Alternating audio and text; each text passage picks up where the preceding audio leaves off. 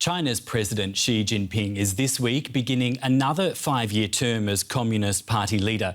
The fact that it's his third is historic and it cements him as China's most powerful ruler in decades. Xi's appointment was confirmed over the weekend at a party congress in Beijing. There, he shook up the party's senior ranks, promoting loyalists and proteges to China's top leadership while sweeping away factional rivals. And for the first time in 25 years, there are no women holding top jobs in the Politburo. We can speak now to political scientist Professor Steve Tsang, the director of the China Institute at SOAS London. Professor, welcome to DW News Asia. Regarding Xi Jinping, you've been quoted as saying that we have seen the end of collective leadership in China and that it's being replaced by strongman rule. In your opinion, what will Xi's third term in power mean for China now and going into the future? Well, it means now China is being reshaped after Xi Jinping's image. He has now replaced anyone from other factions within the Communist Party by his own proteges and proven loyalists. They will all say, yes, sir, we will go and follow you wherever you want to take us. And China is going to be rough for the rest of the world. You've also said it all now depends on Xi Jinping getting it right. What does he need to get right? Well, he needs to get everything right because he says that the party leads everything everywhere in China and beyond China where China is concerned. So he has to get the economy right. He has to get his foreign policy right. He has to get his social policy right. If he doesn't do so, big mistakes can be made, and they will have consequences for the people of China and also for the rest of the world. Could you outline some of what those potential consequences might be? Well, the zero COVID policy, for example, is causing significant slowdown in the Chinese economy.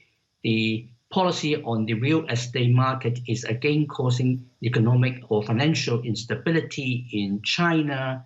If he insists on using force against Taiwan, we may be facing a situation when the United States and China will be actively engaging in military hostilities with each other.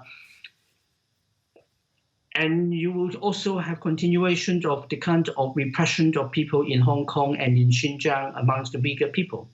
Professor, there's been a multi-party delegation from the German Parliament's Human Rights Committee that's been visiting Taiwan. Let's take a listen to some of what it's had to say and then we'll come back to you. We have noted Xi Jinping's intimidation against Taiwan at China's 20th Party Congress. From our perspective, Taiwan stands at the center of the rivalry between systems. I mean not only verbal attacks on Taiwan, but a real military threat that we must not underestimate. I want to emphasize that from Germany's perspective, the status quo in the Taiwan Strait can only be altered peacefully and in agreement between the two sides.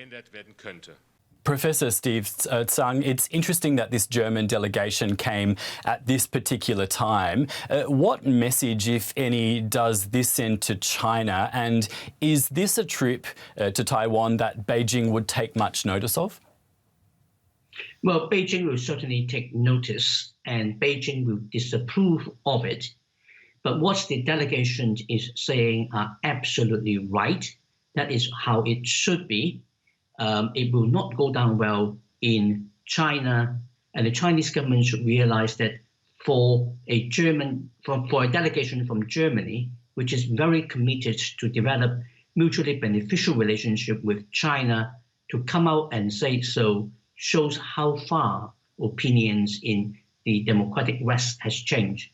But it won't be read that way. Beijing will simply see this delegation as being anti-Chinese. OK, if we can turn our attention back to the Congress that's just taken place, there is a lot of speculation around the former leader Hu Jintao, who was quite publicly and dramatically led or forced out of the Congress. There are various theories about what exactly happened. What's your take on all this? I think some of the explanations are not completely mutually exclusive. We can see that Hu Jintao is not well. But to say that he was being removed because of ill health, I think is stretching it. He was not showing any signs of distress when he was being removed. His distress comes from being removed.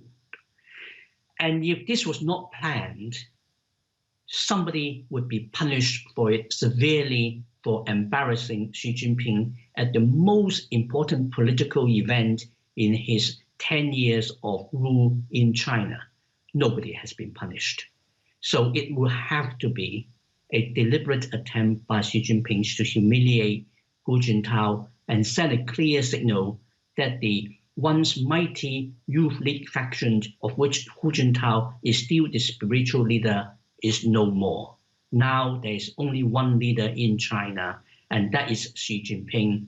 Pay no attention to former leaders or anybody else.